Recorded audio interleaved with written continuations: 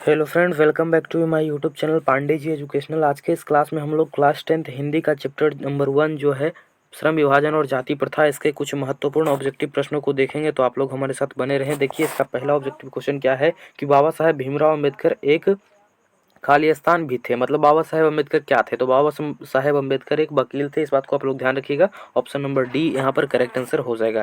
दूसरा number question है कि पेशा बदलने की स्वतंत्रता ना हो तो इसके लिए भूखों मरने के अलावा क्या चारा रह जाता है? ये जो पंक्ति है किस पाठ से लिया गया है यहाँ पर बताना है। तो ये पंक्ति बाबा साहेब भीमराव अम्बेडकर द्वारा लिखित कहानी श्रम विभाजन और जाति प्रथा से लिया गया है, यानी कि ऑप्शन नंबर ए जो है यहाँ पर करेक्ट आंसर हो जाएगा। क्वेश्चन नंबर 3 है कि श्रम विभाजन और जाति प्रथा के लेखक कौन है? ये क्वेश्चन 2020 बोर्ड एग्जाम में पूछा जा चुका है, तो इसका आंसर आप लोग कमेंट बॉक्स में बताइएगा। क्वेश्चन नंबर 4 की तरफ चलते हैं। क्वेश्चन नंबर 4 क्या कहता है? डॉक्टर भीमराव अम्बेडकर ने किस प्रथा को आर्थिक पहलू से खतरनाक माना है? तो डॉक्टर भीमराव अम्बेडकर ने जाति प्रथा को आर्थिक पहलू से खतरनाक माना है, इनके ऑप्शन नंबर डी जो है यहाँ पर बिल्कुल ही करेक्ट आंसर हो जाएगा। क्वेश्चन नंबर 5 की तरफ चलते हैं। बाबा साहेब भीमराव अम्बेडकर का जन्म कब हुआ था? क्वेश्चन नंबर 5 है कि बाबा साहेब भीमराव अम्बेडकर का जन्म कब हुआ था? तो 14 अप्रैल 1891 ईस्वी को बाबा साहेब भीमराव अम्बेडकर का जन्म हुआ था, यानी कि ऑप्शन नंबर जो ए है यहाँ पर वो बिल्कुल ही करेक्ट आंसर हो जाएगा। छठा नंबर क्वेश्चन है कि बाबा साहेब भीमराव अम्बेडकर का जन्म किस राज्य में हुआ था? तो बाबा साहेब भीमराव अम्बेडकर का जन्म मध्य प्रदेश राज्य में हुआ था। इस बात को आप लोग ध्यान रखिएगा और ये क्वेश्चन 2019 में पूछा जा चुका है। 7वां नंबर क्वेश्चन है कि भारत में बेरोजगारी का मुख्य कारण क्या है? तो भारत में बेरोजगारी का मुख्य कारण जाति प्रथा है। इस बात को आप लोग ध्यान रखिएगा और 2019 में ये क्वेश्चन पूछा जा चुका है।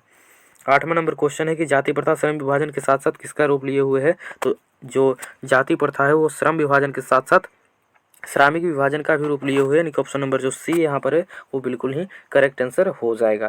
क्वेश्चन नंबर 9 क्या है कि श्रम विभाजन और जाति प्रथा पाठ बाबा साहेब के किस भाषण का संपादित अंश है? तो जो श्रम विभाजन और जाति प्रथा पाठ है वो बाबा साहेब के एनिहिलेशन ऑफ द कास्ट एक भाषण है उससे संपादित अंश है, यानी कि ऑप्शन नंबर सी जो यहाँ पर है वो बिल्कुल ही करेक्ट आंसर हो जाएगा। इस बात को आप लोग ध्यान रखिएगा। क्वेश्चन नंबर 10 है जाति प्रथा और श्रम विभाजन क्या है? तो जाति प्रथा और श्रम विभाजन एक निबंध है। ऑप्शन नंबर डी यहाँ पर बिल्कुल ही करेक्ट आंसर हो जाएगा। 11 नंबर क्वेश्चन है कि सभ्य समाज श्रम विभाजन के लिए किसको आवश्यक मानता है? तो जो सभ्य समाज है वो श्रम विभाजन के लिए कार्य कुशलता को आवश्यक मानता है। ऑप्शन नंबर ए यहाँ पर बिल्कुल ही करेक्ट आंसर हो जाएगा। और ये क्वेश्चन 1 नंबर में बहुत बार पूछा जा चुका है, तो ये सारे क्वेश्चन को आप लोग ध्यान रख लीजिएगा। क्वेश्चन नंबर 12 की तरफ चलते हैं। क्वेश्चन नंबर 12 क्या है कि बाबा साहेब अम्बेडकर संपूर्ण वार्डम में नाम की पुस्तक कितने खंडों में प्रकाशित हुई थी? तो बाबा साहेब का ये जो पुस्तक निकला था ये 21 खंडों में प्रकाशित हुआ था, यानी कि ऑप्शन नंबर जो यहाँ पर सी है वो बिल्कुल ही करेक्ट आंसर हो जाएगा। 13 नंबर क्वेश्चन है कि लाहौर का वार्षिक सम्मेलन कब हुआ था? तो लाहौर का वार्षिक सम्मेलन 1936 ईस्वी में हुआ था, यानी कि ऑप्शन नंबर जो बी यहाँ पर है वो बिल्कुल ही करेक्ट आंसर हो जाएगा। 14 नंबर क्वेश्चन क्या है कि आधुनिक सभ्य समाज में कार्य कुशलता के लिए किसको आवश्यक माना गया है? तो आधुनिक सभ्य समाज में श्रम विभाजन को कार्य कुशलता के लिए आवश्यक माना गया है, इनके ऑप्शन नंबर डी यहाँ पर भी करेक्ट आंसर हो जाएगा। क्वेश्चन नंबर 15 की तरफ हम लोग चलते हैं। क्वेश्चन नंबर 15 में क्या है कि जाति प्रथा भारत में क्यों एक प्रमुख कारण बनी हुई है? तो जाति प्रथा जो है वो भारत में बेरोजगारी का एक प्रमुख कारण बना हुआ है। ऑप्शन नंबर 15 क्वेश्चन नंबर 15 का ऑप्शन नंबर बी सही आंसर हो जाएगा। 16 नंबर क्वेश्चन क्या है कि श्रम विभाजन और जाति प्रथा के लेखक कौन है? तो श्रम विभाजन और जाति प्रथा के लेखक भीमराव अम्बेडकर हैं। ऑप्शन नंबर ए इसका सही आंसर हो जाएगा। 17 नंबर क्वेश्चन है कि भीमराव अम्बेडकर के प्रेरकों के क्या नाम थे? तो भीमराव अम्बेडकर के प्रेरकों के नाम बुद्ध, कबीर और ज्योतिबा फूले थे। ऑप्शन नंबर सी यहाँ पर सही क्रम में सही हो जाएगा।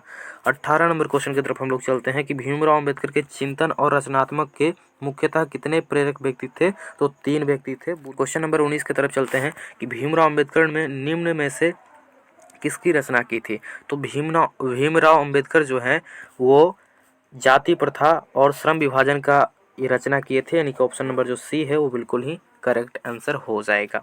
इस क्या है कि सभ्य समाज की आवश्यकता क्या है? तो सभ्य समाज की आवश्यकता है श्रम विभाजन, ये बात को आप लोग ध्यान रखिएगा। सभ्य समाज की क्या आवश्यकता है? श्रम विभाजन। क्वेश्चन नंबर 21 क्या है कि अंबेडकर का निधन कहाँ हुआ था? तो ये ध्यान रखिएगा कि अंबेडकर का निधन दिल्ली में हुआ था। ऑप्शन नंबर सी जो है यहाँ पर बिल्कुल ही करेक्ट आंसर हो जाएगा। क्वेश्चन नंबर 22 क्या कहता है कि भारतीय संविधान के निर्माता में महत्वपूर्ण भूमिका किसकी है? तो भीमराव अम्बेडकर की है। ऑप्शन नंबर ए जो है यहाँ पर बिल्कुल ही करेक्ट आंसर हो जाएगा। 23 नंबर क्वेश्चन क्या है कि भीमराव अम्बेडकर की मृत्यु कब हुई थी? तो भीमराव अम्बेडकर की मृत्यु दिसंबर 1956 में हुआ था। इस बात को आप लोग ध्यान रखिएगा और ये क्वेश्चन बहुत इंपॉर्टेंट है। दिसंबर 1956 में हुआ था भीमराव अंबेडकर की मृत्यु। तो ये 20 लगभग 20 क्वेश्चन हम लोग यहाँ पर डिस्कस किए हैं और ये क्वेश्चन बहुत इंपॉर्टेंट है बोर्ड एग्ज़ाम की दृष्टि से। तो आप लोग ये सारे क्वेश्चन को याद कर लीजिएगा, नहीं याद है तो कॉपी में लिख करके उसको बढ़िया से याद कर लीजिएगा।